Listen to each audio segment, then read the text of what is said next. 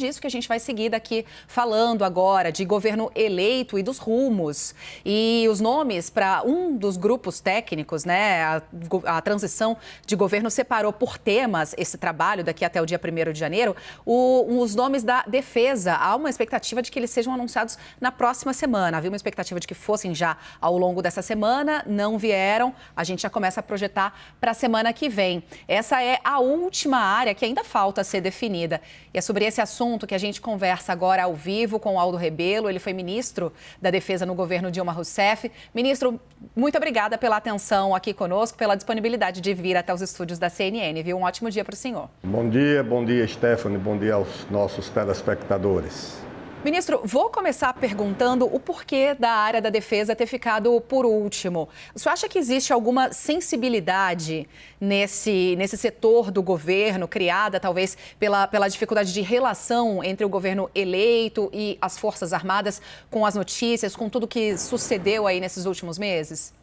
Sinceramente, eu não saberia dizer, Stephanie. O que eu posso é especular. Porque alguns falam que talvez exista um impasse nessa área. Eu não acredito em impasse na área de defesa.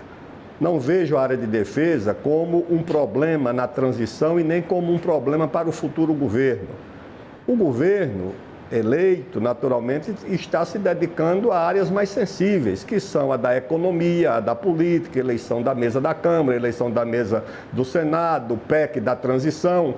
Considero esses temas da economia e da política mais sensíveis e não os problemas ou os desafios na área da defesa. Eu sempre acredito que a área da defesa está muito mais próxima da solução para os problemas do país do que ela própria se constituir num problema. Então, eu acredito que deve ter sido exatamente prioridade e compreendo a prioridade para a política e para a economia e não para a área de defesa, que não se avizinha como um problema para o futuro governo. E, ministro, a ausência dos nomes, né, de coordenação, significa que esses trabalhos nesse setor ainda nem começaram? Já há alguma conversa em andamento, alguma proposta sendo debatida? Stephanie, essa não é a primeira transição de governos na área de defesa. Houve a transição lá em 2002 do governo do presidente Fernando Henrique para o governo do presidente Lula. Houve a transição do governo da presidente Dilma, quando eu era ministro da Defesa, para o governo do presidente Michel Temer. A transição do governo do presidente Michel para o governo do presidente Bolsonaro. E nunca houve polêmica nem debate em torno dessa questão. Aliás, aqueles que vislumbram algum tipo de relação difícil entre o futuro governo e a área de defesa, pode cotejar como foi essa relação nos 2 primeiros governos do futuro presidente, do presidente Lula. Eu não me lembro de ter havido nenhum tipo de problema ou de sensibilidade exasperada na relação dos governos anteriores do presidente Lula com a área de defesa. Por essa razão também, nada autoriza a dizer que essa relação terá problema no futuro. Isso passa, ministro, necessariamente pela indicação de um nome que mantenha essa conversa sempre muito bem azeitada? E se esse nome for o senhor aceitaria o convite? Posso comentar uma coisa dessa, né? Eu não estou me oferecendo para ser ministro. Eu tenho um plano de ir para a Amazônia no próximo ano, escrever um livro sobre a agenda do futuro do Brasil e do mundo, que é a Amazônia. Já tenho esses planos definidos. Não fui procurado por ninguém do futuro governo e, por essa razão, eu não tenho nenhuma pretensão e nem poderia ter, que seria descabida nessa questão, tá certo? As minhas relações com a área de defesa são relações do passado, de quando fui ministro, com amigos que mantenho, que hoje estão na reserva ou que participaram comigo dos governos anteriores do Partido dos Trabalhadores. Mas se o convite viesse, ministro? Não creio que venha e não cogito essa hipótese. A minha cogitação é escrever um livro sobre a Amazônia e é a isso que tenho me dedicado, inclusive com a ideia de passar uma temporada lá na própria Amazônia, Stephanie. Ministro, essa semana a gente viu o presidente Jair Bolsonaro recebendo ali representantes das 3 forças preocupados com esses acampamentos que temos visto, né, por quase toda a extensão do nosso território, na porta de quartéis. Eu queria uma visão do senhor sobre esse assunto, se isso já é também uma preocupação do governo eleito agora durante a transição, como é que esse tema tem sido tratado? Eu não creio que porta de quartel seja lugar para acampamento de ninguém, tá certo? Essa é a primeira hipótese. Porta de quartel não deve ser lugar para acampamento, porque hoje uns vão acampar por uma razão. E se amanhã outros grupos resolverem acampar por razões diferentes, o que é que vai acontecer?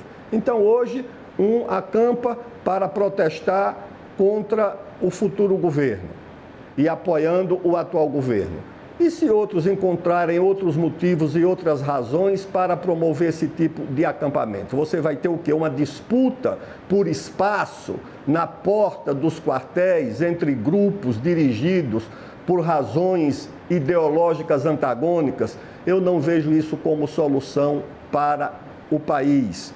Acho que qualquer protesto no regime democrático ele é legítimo se não for conduzido com violência, mas não acho que porta de quartel seja o lugar mais apropriado para a realização desse tipo de evento. Aliás, nos governos militares, esse tipo de comportamento era sempre evitado para que os quartéis não se transformassem em destino de peregrinações para aqueles que queriam ter influência política no país a partir de quem comandava o país na época, que eram os militares.